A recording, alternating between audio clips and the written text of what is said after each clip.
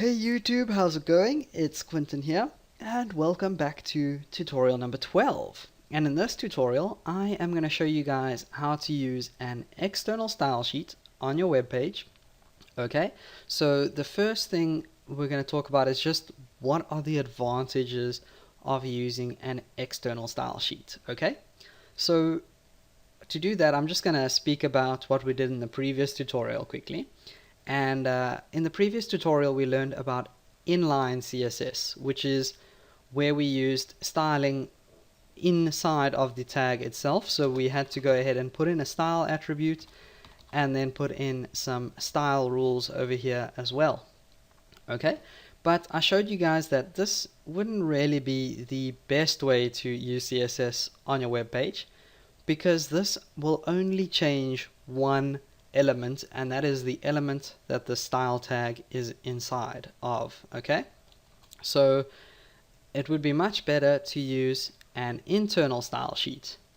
But again, an internal style sheet is not really the best way to use CSS, because let's say I had one or two or three or 100 websites, okay, web pages on my website. Okay, I would then have to go ahead and copy these styling rules over all 100 of those web pages until all of them can look the same or follow the same theme, which is really what you want on your website. Okay, that all the pages look very similar.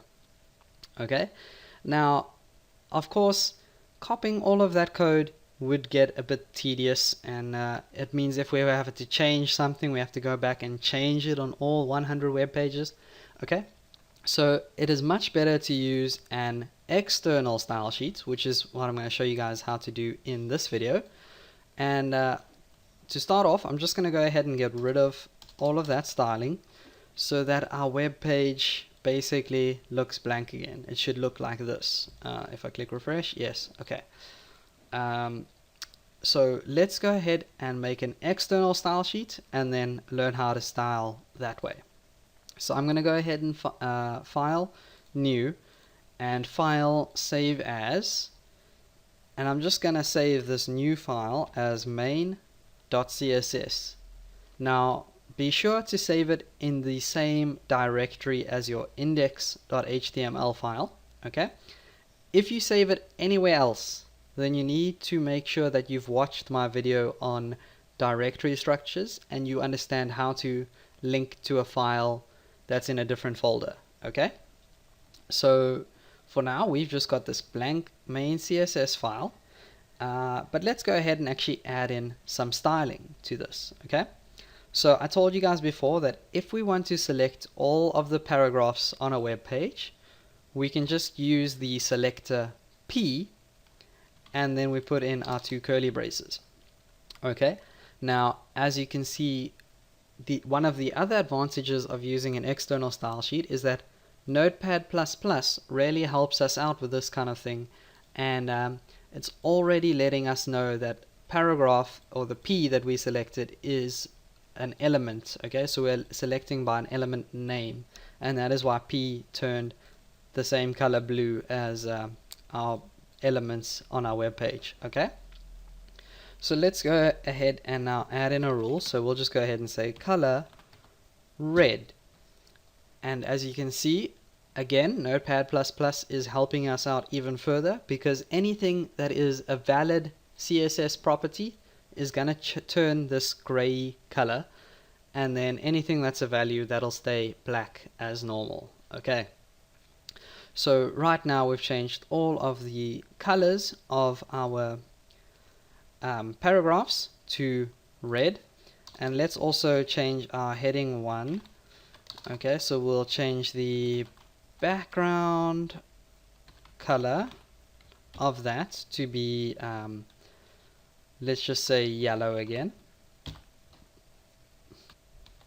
Okay, but we're not done yet, because although we have our styling rules here, we have no way of telling HTML, okay, this web page needs to look for its styling in this folder or in this file. Okay, so to do that, we actually use a link in the head of our web page. So we go ahead and say link, and then we say rel, which stands for relationship, and over here we just put in style sheet, and then we put in the href, okay, which is basically the location of where to look for this CSS file. And because they're in the same directory, I can just go ahead and say main.css,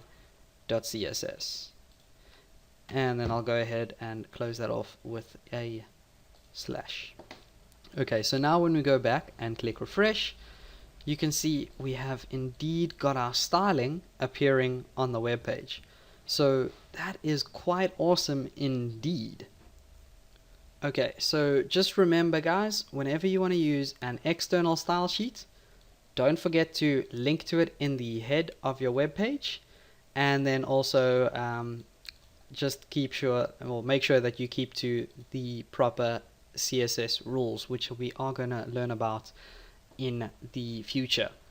Okay, but just to stress this again, whenever you're using a CSS or whenever you're trying to change some CSS, you're going to use a selector to tell HTML what element you want to change. Okay, so P for paragraphs, H1 for H1 tags, etc.